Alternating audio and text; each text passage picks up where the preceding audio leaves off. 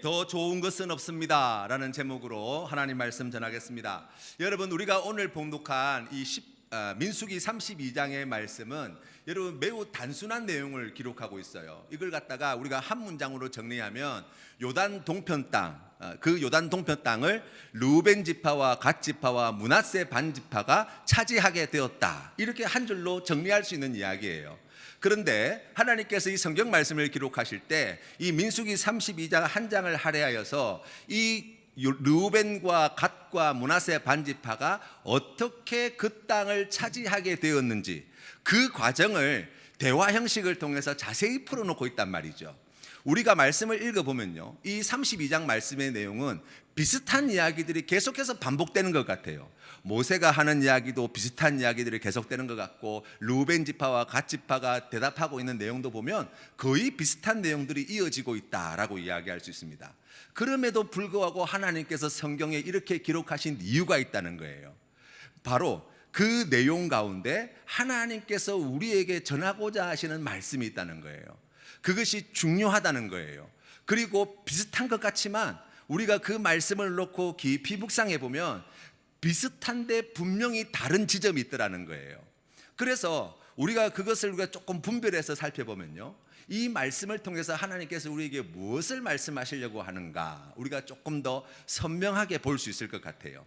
우리가 오늘 읽은 성경 말씀 이 32장부터 시작하여서 내용 가운데 지금 르우벤 지파와 갓 지파가 지금 모세와 대화하는 장면이 계속해서 이어지는데, 첫 번째로 르우벤 지파와 갓 지파가 모세에게 자신의 입장을 내어놓는 내용이 4절부터 시작되어집니다. 4절, 5절 말씀을 여러 성경 펴신 분들은 함께 읽어주시면 감사하겠습니다. 우리 같이 한번 읽어보겠습니다. 시작. 곧 여호와께서 이스라엘 회중 앞에서 쳐서 멸하신 땅은 목축할 만한 장소요, 당신의 종들에게는 가축이 있나이다. 또 이르되 우리가 만일 당신에게 은혜를 입었으면 이 땅을 당신의 종들에게 그들의 소유로 주시고 우리에게 요단강을 건너지 않게 하소서. 아멘. 자, 이스라엘 백성들이 40년 동안 광야에서 고생한 이유가 뭐예요? 요단강을 건너서 약속하신 땅, 적과 꿀이 흐르는 가나안 땅에 들어가기 위함이에요. 그런데 지금 르우벤 지파와 갓 지파가 뭐라고 이야기하냐면 요단강을 건너가지 않겠다는 거예요.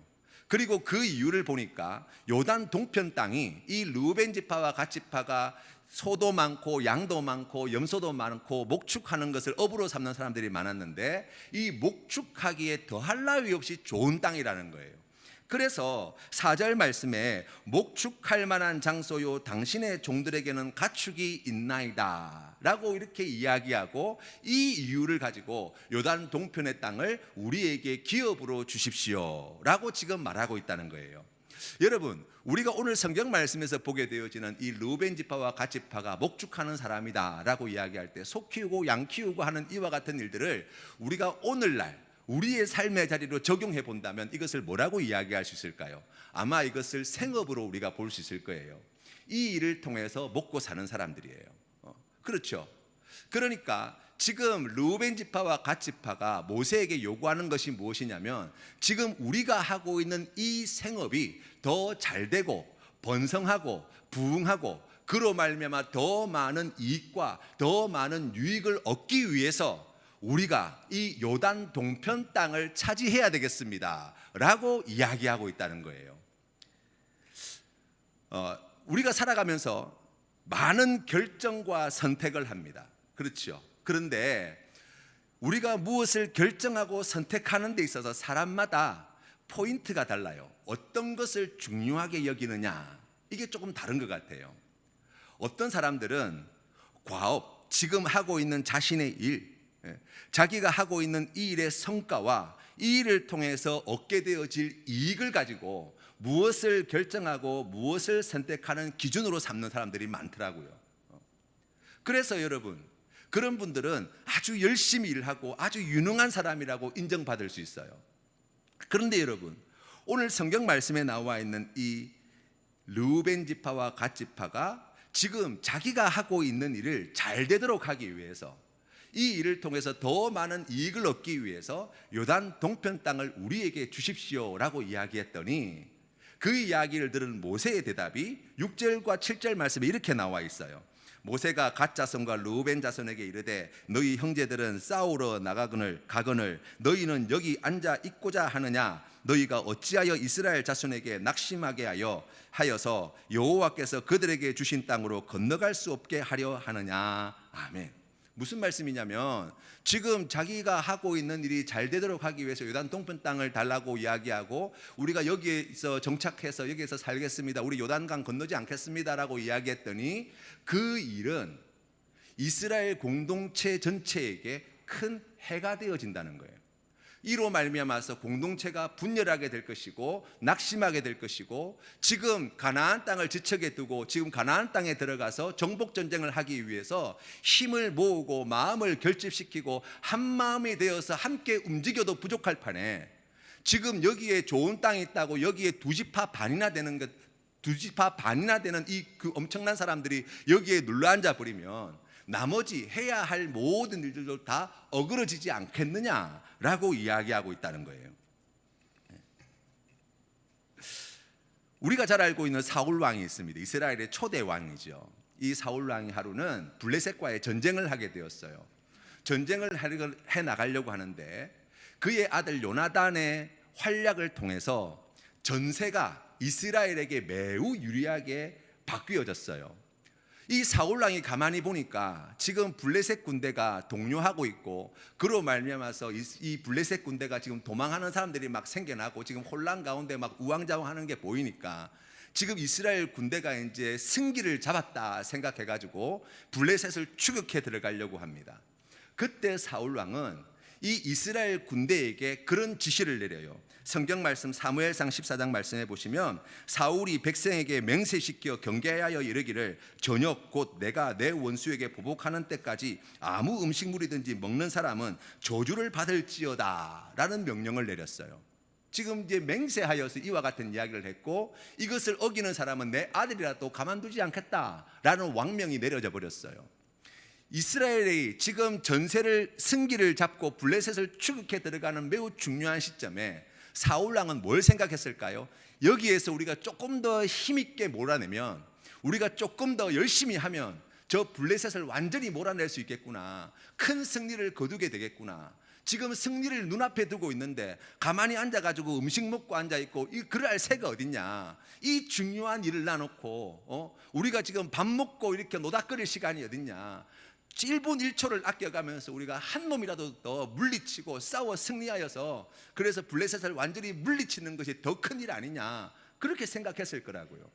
그런데 전쟁이 막상 시작되어지고 이스라엘 백성들이 블레셋을 추격해 들어갈 때 처음에는 괜찮았지요. 하루 종일 아무것도 먹지 못했던 이스라엘 군사가 금방 지쳐 나가 떨어지기 시작하는 거예요. 아버지가 내린 명령을 듣지 못했던 요나단은 땅에 있던 그 꿀을 갖다가 지팡이에 집어서 먹는 그러한 우를 범했어요. 나중에 전쟁에서는 승리하였는데 그 끝이 좋지 못한 거예요.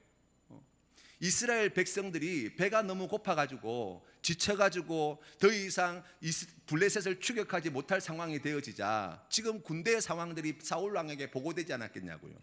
그 이야기를 듣고 사울왕이 음식을 먹도록 허용했는데 너무 허기진 나머지 하나님께서 금하신 이 블레셋이 남겨놓고 간 소나 양이나 염소를 갖다가 잡아다가 그 피채로 그 고기를 갖다가 이스라엘 백성들이 먹기 시작하는 거예요.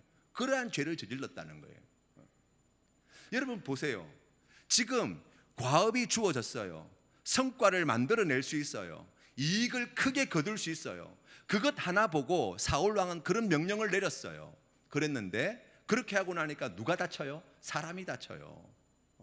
공동체 안에 문제가 생겨요. 그렇죠. 어느 사장님이 사업에 실패한 이야기를 하시더라고요. 코로나 때문에 사업에 완전히 망하셨대요. 그런데 이분이 코로나 전에 이제 여러 직원들을 두고 이제 회사를 갖다가 경영하시는데 회사가 잘 돌아가니까 마음에 어떤 생각이 들었냐면 야, 여기서 우리가 조금만 더 잘하면 회사를 더 키울 수 있겠다는 생각이 들더라는 거예요. 회사를 키우려고 보니까 필요한 게 뭔가 유능한 인재가 꼭 필요하겠더라는 거예요. 그래서 이제 사장님이니까 뭐 여러 중요한 사람들을 만나고 또 실력 있는 사람들을 만나면서 정말 다른 회사에서 열심히 일하는 유능한 사람들을 이렇게 만나 보니까 아이고 저 사람이 우리 회사에 와서 일해주면 우리 회사가 지금보다 더 성공할 텐데 성장할 텐데 뭐 이게 더 많은 이익을 거둘 텐데 그런 생각이 들더라는 거예요. 그런데 그런 사람들을 계속 만나다 보니까 이 사장님 마음 가운데 어떤 생각이 또 스물스물 올라오냐면 그런 사람들을 실컷 만나고 정말 유능하고 그렇게 뭐 능력 있는 사람들을 만나고 난 뒤에 사무실에 들어가니까요, 사무실에 앉아있는 직원들이 너무 초라해 보이더라는 거예요. 아무것도 아닌 것처럼 여겨지더라는 거예요. 분명히 그분들을 선택하고 뽑을 때는 장점이 있고 능력이 있어서 이 일에 적합하다고 해서 심사숙고해서 뽑았을 텐데 지금 상황이 이렇게 되고 지금 회사를 키울 생각에 인재를 더 영입해야 되지 않나는 그런 고민을 가지고 그런 유능한 사람들을 자꾸 만나다 보니까 지금 그동안 일해왔던 사람들을 돌아보니까 이 사람들은 정말 능력도 없고 정말 초라하기 그지없는 사람들로 보이더라는 거예요. 그러니 그 직원들을 대하는 게 제대로 됐겠냐고요. 회사가 어려워지자 다 도망가 버리는 거예요. 그래서 그 위기를 넘지 못하고 회사를 접으셨다고 이야기하시더라고요. 그러면서 그때가 참 후회스럽다는 거예요. 그때가 분명 뽑아놓은 그 직원들도 장점이 있고 능력이 있고 이들이 가지고 있지 못한 것들을 그 사람이 가지고 있는 건데 내가 생각이 짧았다. 그렇죠? 과업 중심, 성과 중심, 일 중심이 되어지면 누가 다쳐요? 공동체가 다쳐요. 사람이 다쳐요. 그래서 모세가 그 이야기를 듣고 이제 형제들이 싸우러 나가거늘 너희는 여기 있고자 하느냐라는 이야기로 이 르우벤 지파와 갓 지파를 이제 권면하고 훈계하고 가르쳤다는 거예요. 그리고 난 뒤에 여러분 두 번째로 이 이야기를 듣고 난 뒤에 이제 르우벤 지파와 갓 지파의 이야기를 조금 더 들어보면 16절 말씀을 여러분 보세요. 16절 말씀에 보니까 여러분 16절 17절 말씀을 같이 한번 읽어볼까요? 시작. 그들이 모세에게 가까이 나와 이르되 우리가 이곳에 우리 가축을 위하여 우리를 짓고 우리 어린아이들을 위하여 성읍을 건축하고 이 땅에 원주민이 있으므로 우리 어린아이들을 그 견고한 성읍에 거주하게 한 후에 우리는 무장하고 이스라엘 자손을 그곳으로 인도하기까지 그들 앞에서 가고. 아멘. 자, 처음에 르우벤 지파와 갓 지파가 했던 이야기와 두 번째 르우벤 지파와 갓 지파가 했던 이야기의 차이점이 보이세요? 처음에는 우리가 가지고 있는 재산, 우리가 가지고 있는 일, 생업, 우리가 먹고 사는 그 생업을 잘 하도록 하기 위해서 지금 우리가 이 요단 동편 땅을 우리의 기업으로 받아야 되겠습니다 라고 이야기했는데 거기에 대해서 모세 할아버지가 그렇게 하면 공동체 전체가 또 사람이 다치게 되어진다 라고 말씀하자 두 번째 르우벤 지파와 갓 지파가 한 이야기를 여러분 가만히 보시면 앞의 이야기와는 다르게 16절 말씀에 우리 가축을 위하여 우리를 짓고 그 뒤에 우리 어린아이들을 위하여 성읍을 건축하고가 추가되었어요. 이 이야기를 듣고 모세 할아버지가 또 권면합니다. 그 권면의 내용이 20절부터 24절까지 나와 있는데요, 다른 거 보실 필요 없이 24절 말씀을 여러분 한번 보세요. 24절 말씀 이렇게 나와 있습니다. 제가 읽어드리겠습니다. 너희는 어린아이들을 위하여 성읍을 건축하고 양을 위하여 우리를 지으라. 그리하고 너희의 입에 말한 대로 행하라 하고 말씀하셨어요. 자, 지금 르우벤 지파와 갓 지파가 두 번째 이야기한 내용은 우리의 가축을 위하여 그리고 우리 어린아이들을 위하여 이렇게 하겠습니다 라고 이야기했다면 모세 할아버지는 그 이야기를 듣고 뭐라고 이야기하고 있습니까? 너희는 어린아이를 위하여 성읍을 건축하고 양을 위하여 우리를 지어라. 무엇이 먼저입니까? 이스라엘 백성들이 지금 가나안 땅의 정복 전쟁을 앞두고 있는 와중에 그 요단 동편의 비옥한 땅을 자기의 기업으로 삼으려고 하는 이 르우벤 지파, 갓 지파는 지금 여기에 우리가 가지고 있는 재산, 소나 양을 풀어놓으면 잘 자랄 것 같고 새끼를 잘 칠 것 같고 그로 말미암아 큰 이익을 얻을 것 같았는데 모세 할아버지 말을 들어보니까 그게 생각이 부족했구나. 그래서 두 번째로 우리 어린아이들의 이야기를 하였는데 여전히 우선순위가 우리의 가축 다음에 우리 어린아이예요. 모세 할아버지는 너희 어린아이가 먼저이고 그 다음에 가축이라는 거예요. 이게 별게 아닌 것 같은데요. 여러분 이 말을 듣고 난 뒤에 르우벤 지파와 갓 지파의 대답이 바뀌어집니다. 바로 26절 말씀이에요. 26절 말씀 같이 한번 읽어보겠습니다. 시작. 우리의 어린 아이들과 아내와 양떼와 모든 가축은 이곳 길르앗 성읍에 두고. 지금 이제 뭐가 먼저가 됐어요? 사람이 먼저가 됐어요. 그죠? 그래요. 일을 잘하는 것, 성과를 만들어내는 것, 그것보다 더 중요한 게 뭐예요? 사람이에요. 우리 하나님께서 우리에게 주시는 말씀이라고 할 수 있어요. 여러분 사람이 참 중요합니다. 우리가 이웃을 내 몸과 같이 사랑해야 한다는 주님의 명령을 우리가 알고 있어요. 그런데요 여러분 잘 생각해 보십시오. 우리가 누군가를 내 몸과 같이 사랑한다라고 이야기할 때 우리가 자칫 헷갈리기 쉬운 게 있어요. 그게 뭐냐면 다른 사람을 내 몸과 같이 사랑한다는 것과 그를 기쁘게 하기 위해서 만족시켜 주기 위해서 살아간다는 것은 다른 이야기예요. 예를 들면 엘리 제사장을 우리가 잘 알고 있어요. 엘리 제사장은 이스라엘의 사사 시대의 마지막을 장식한 대제사장인과 동시에 사사였어요.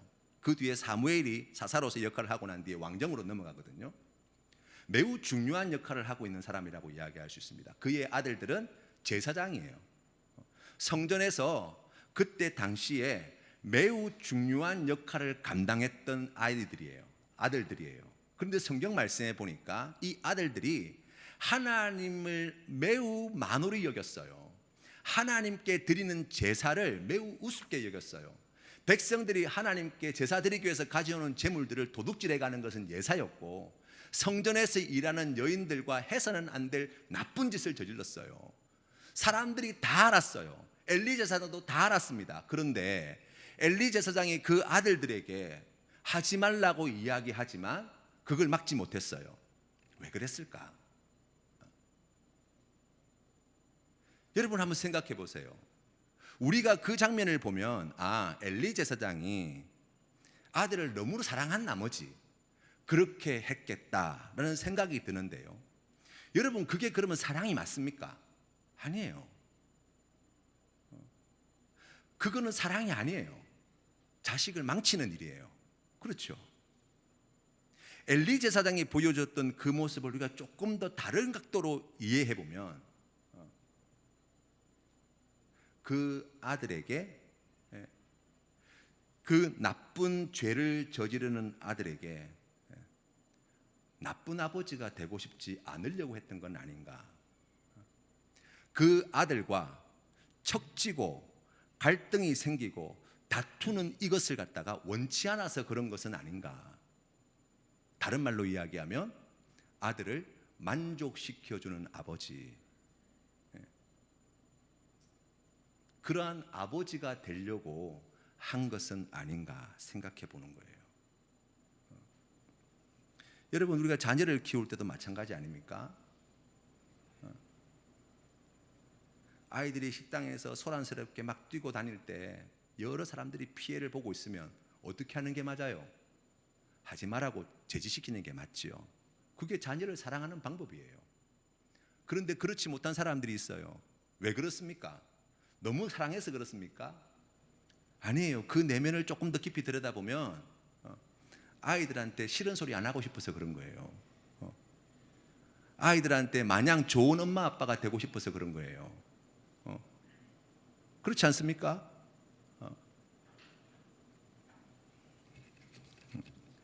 베드로가요, 주는 그리스도시요 살아계신 하나님의 아들이십니다라는 귀한 믿음의 고백을 내어드렸어요.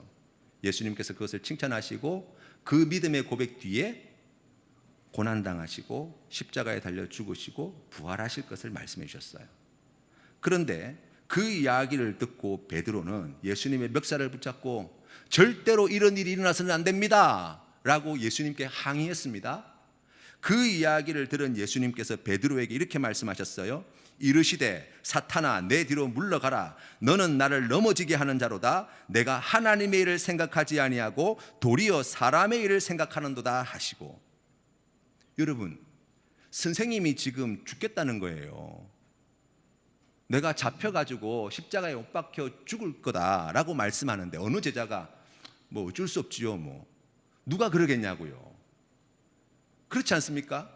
베드로 입장에서는 지극히 인간적으로 볼 때 자기가 수제자로서 예수님을 모시고 있는 사람으로서 아니 예수님 무슨 말씀입니까? 그런 일들은 절대로 일어나서는 안 됩니다 라고 이야기하는 게 인간적으로는 맞지 않냐고요.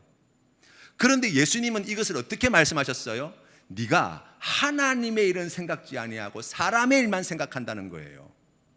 다르게 이야기하면 네가 하나님을 기쁘시게 할 생각은 하지 아니하고 사람을 기쁘게 할 생각을 하고 있다는 거예요. 네가 하나님을 만족시킬 생각은 하지 않고 사람만 만족시켜 줄 생각을 하고 있다는 거예요.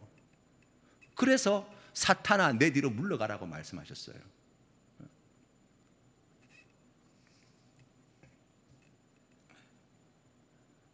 사람들이 헷갈려하는 것이 그거예요.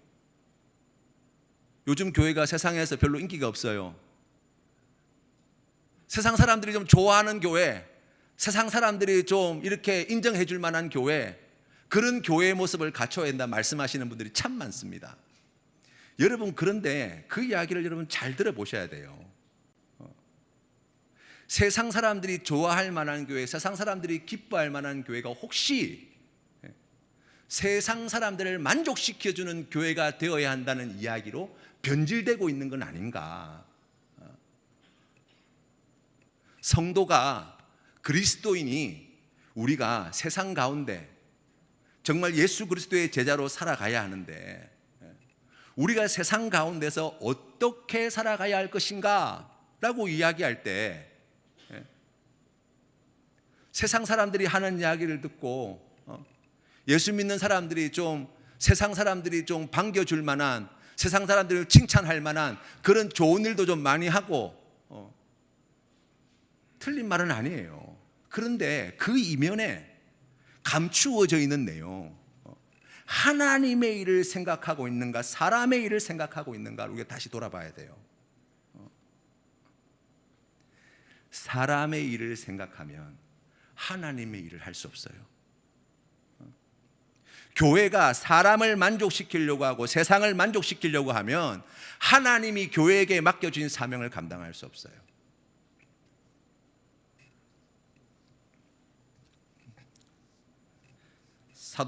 사도 바울은 갈라디아서 1장 10절에서 이렇게 고백합니다.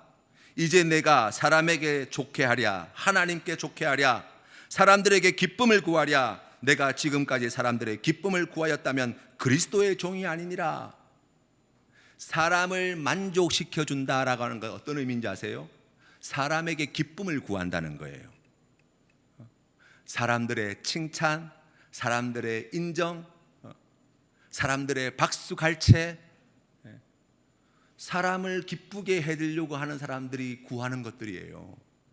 아니에요. 우리는 누구에게 기쁨을 구하는 사람입니까? 하나님께 기쁨을 구하는 사람. 누구를 기쁘시게 하는 사람들입니까? 하나님을 기쁘시게 하는 사람들이라는 것을 명심하시기를 바랍니다. 교회와 성도가 존재해야 하는 이유, 이웃을 내 몸과 같이 사랑해야죠. 그런데 사람을 기쁘게 하는 것, 사람을 만족시켜주는 것이 이웃을 내 몸과 같이 사랑하는 것이다 속아 넘어가서는 안 돼요.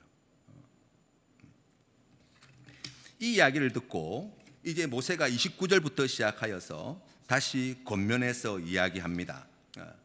그 내용을 살펴보면 앞에 했던 내용과 동일해요. 그 이야기를 하고 난 뒤에 마지막으로 루벤 지파와 갓 지파가 모세에게 내어놓는 이야기가 31절 32절 말씀에 나와 있어요. 여러분 한번 보십시오.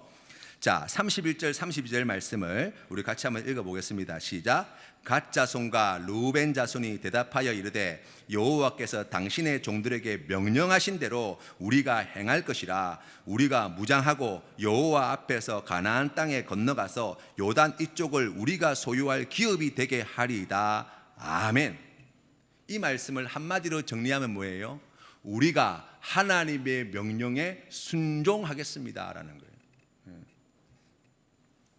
예수님께서는 공생애를 시작하시기 전 광야에서 시험을 당하셨어요. 돌을 떡으로 만들어라, 성전 꼭대기에서 뛰어내려라, 한 번만 절하면 천하만국을 너에게 주겠다라는 시험을 받으셨어요. 마귀가 왜 그런 걸로 시험합니까? 예수님이 이 땅에서 하시고자 하시는 그 모든 일들을 이룰 수 있는 가장 손쉬운 방법인 것처럼 보여주기 때문이에요. 한 번만 절하면 천하만국을 다 준대요. 사람들하고 싸울 필요도 없고 십자가에 못 박아 죽을 일도 아니에요. 그렇죠? 성전 꼭대기에서 한 번 뛰어내리면 모든 사람들이 예수님이 메시아인 줄 다 알게 될 거라는 거예요. 그런 손쉬운 방법이 있을 줄이야. 그런데 우리 주님께서는 그 마귀의 시험을 단호히 물리치십니다. 예수님께서는 공생의 기간에 많은 이적을 행하셨어요. 보리떡 5개와 물고기 2마리로 5,000명도 넘게 되는 사람들을 먹이시기도 하고, 죽은 사람을 살리기도 하고, 병든 사람들을 고치기도 하고, 귀신 들린 사람을 쫓아내기도 하고, 많은 이적들을 행했어요. 그런데 요한복음 2장 23절부터 25절 말씀에 보시면 이렇게 나와 있어요. 6월절에 예수께서 예루살렘에 계시니 많은 사람이 그의 행하시는 표적을 보고 그의 이름을 믿었으나 예수는 그의 몸을 그들에게 의탁하지 아니하셨으니 이는 친히 모든 사람을 아심이요 또 사람에 대하여 누구의 증언도 받으실 필요가 없었으니 이는 그가 친히 사람의 속에 있는 것을 아셨음이니라. 아멘. 우리 예수님 어떻게 하셨다고요? 사람에게 기쁨을 구하지 않으셨다고요. 사람의 인정, 사람의 박수, 사람의 그러한 환호성, 거기에 마음 빼앗기지 않으셨다는 거예요. 왜 그렇습니까? 우리 주님은 사람을 기쁘시게 하기 위해서 오신 분이 아니에요. 우리를 만족시켜 주시기 위해서 오신 분이 아니에요. 우리 예수님은 철저하게 하나님을 기쁘시게 하기 위하여, 우리 예수님은 철저하게 하나님을 만족시켜 주시기 위하여, 우리 예수님은 철저하게 하나님께 기쁨을 얻기 위하여 공생의 기간을 다 보내신 거예요. 어떻게 하기까지? 죽기까지. 이것이 성경이 우리에게 말씀하시는 바입니다. 어떻게 예수 그리스도께서 죄로 말미암아 죽을 수밖에 없는 모든 시대, 모든 나라, 모든 백성들을 구원해내시는 놀라운 일들을 이루셨습니까? 라고 이야기하면 그가 행하여야 할 과업, 그가 이루어야 할 일들, 그것을 통해서 얻게 되어질 보상과 이익에 마음을 두지 아니하시고 사람의 환호성과 사람의 박수갈채와 사람의 추종하는 것과 사람들이 예수님을 쫓아다니는 그러한 것들에 마음 빼앗기지 아니하시고 처음부터 끝까지 아버지 하나님의 말씀을 붙잡고 끝까지 순종하였더니 온 인류의 구원자가 되셨고 모든 사망의 권세를 이기고 승리하신 부활의 주가 되셨고 이 세상을 심판하실 심판의 주로 다시 재림하시는 만왕의 왕이 되셨다고 말씀하잖아요.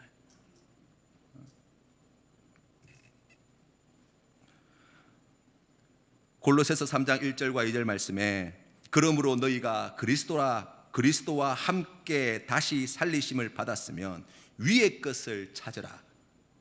거기는 그리스도께서 하나님 우편에 앉아 계시느니라. 위의 것을 생각하고 땅의 것을 생각하지 말라. 아멘.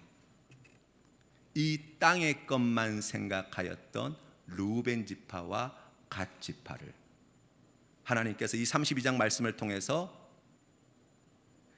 그가 이 땅 가운데 하는 생업, 거기에서 얻어지는 이익, 그러한 것 때문에 마음 빼앗겨 있는 자들을 사람에게, 그리고 거기에서 한 걸음 더 나아가서 온전히 하나님께 그 순종의 길로 나아갈 수 있도록 인도해내신 우리 아버지 하나님께서 사랑하는 성도님의 인생을 그와 같이 인도하고 계심을 믿으시기를 바랍니다.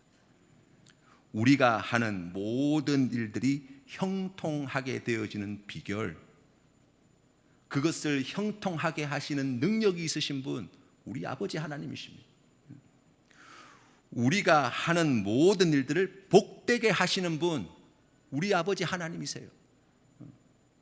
우리의 이웃을 내 몸과 같이 사랑하는 가장 좋은 길은 하나님 말씀에 순종하는 거예요. 우리의 이웃들에게 기쁨이 되어지는 길은 하나님의 뜻에 순종하는 데 있다고요. 사랑하는 우리의 자녀들에게 가장 복이 되는 부모가 되기 위해서 우리가 해야 할 일은 하나님의 뜻을 분별하고 그 뜻에 순종하는 거예요. 하나님의 뜻보다 더 지혜롭고 더 복되고 더 좋은 것이 없어요. 그것이 가장 귀하고 복되고 아름답고 영광스럽고 우리에게 큰 기쁨이 되어진다고 성경은 말씀하시는 거예요. 사랑하는 성도님들의 삶이 이 귀한 믿음의 삶이 되기를 주님의 이름으로 축원합니다. 하나님 말씀보다 더 좋은 것이 없습니다. 하나님 말씀보다 더 기쁜 것이 없습니다. 제가 살아가는 모든 삶의 자리, 만나는 모든 사람들과의 관계 속에서 하는 모든 일들을 통하여 제가 오직 하나님의 말씀을 붙잡고 그 말씀에 순종하는 삶의 자리로 만들어내겠습니다. 믿음으로 결단하심으로 승리하시는 우리 모든 성도님들 다 되시기를 주님의 이름으로 축원합니다.